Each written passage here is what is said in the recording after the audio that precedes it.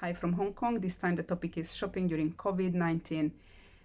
How do we keep ourselves safe? That was many of you requesting to have a video about. First of all, the most important is everything that was in the previous video to follow about personal hygiene, including the mask. So whenever I'm stepping out of my flat, the first thing I do is to have the mask on my face. That moment on, I don't touch the mask. I don't get any adjustments done on that. It has to be perfectly seated, and I don't take it off during the time I'm outside. The hand hygiene is going to be extremely important. I see people using pen, I see people using the elbow to push the elevator buttons, for example, opening doors, or having handkerchiefs at hand and do the use of that.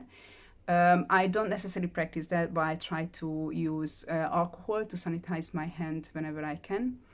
Or just simply avoid of touching anything that is not necessary to be touched until I'm back home and use the soap. I have a set of bags that I use for shopping. These are usually washable or cleanable, meaning that once I'm home, I can take care of them really well and safe for my family. When in the shop, that's very important that we don't necessarily touch anything that is unnecessary to be touched, meaning I'm having my list and it's not on my phone. My phone is at home, so it's just a simple paper list. Because the phone is a good transmitter of the virus, for touching every kind of thing, scrolling the phone, putting the phone for just having a talk on it, and then inhaling the virus in case. So I have a list, and I use a very specifically targeted shopping method. I just go exactly to the items, I pick exactly the numbers, I don't touch, I don't look. And the importance of this is also appreciated by the locals. They don't necessarily approve people probably not using even gloves. That's a new tendency here. But in any case, I try to not use cash when I'm paying, and I try to ask for delivery. So whenever I don't need to carry the item home, I try to get the delivery, meaning I can get bigger quantity, and then probably I don't need to carry things left and right if I need to go to several places, since I'm not taking public transport, I'm walking to avoid to contaminate myself in different ways. So about items, I think it's everybody's own choice what you actually need. We like to buy lasting items, and shopping is always including carry-on part, which is fresh vegetables, and that's big quantity, and whatever can be ripe or can be stored longer, I buy once a week. I don't go more often. I, in the last couple of weeks, only went once every week for keeping ourselves as secure as possible, since we have cases popping up in our neighborhood. The shopping is still on one person, not two, and every other things needs to be done. Then usually it goes together with the shopping. Let's see, any issues sorted, post office, whatever else is in the rice has to be done the same day in our family. Reaching home, the regular habit, shoes outside. If there is any infectant outside, then I use that one.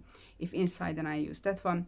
But I definitely try to take my socks off on the way, just over the entry, and step in the flat with a bare foot, trying to limit the in-brought chance of any virus.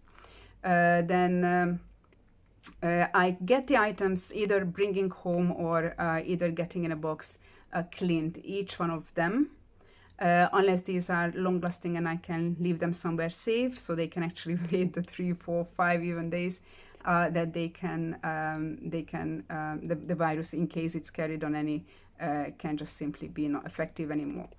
But the best is what I'm doing. I'm using Clorox, or I'm using chlorine water, and I just wipe the items through, or I'm using water with soap.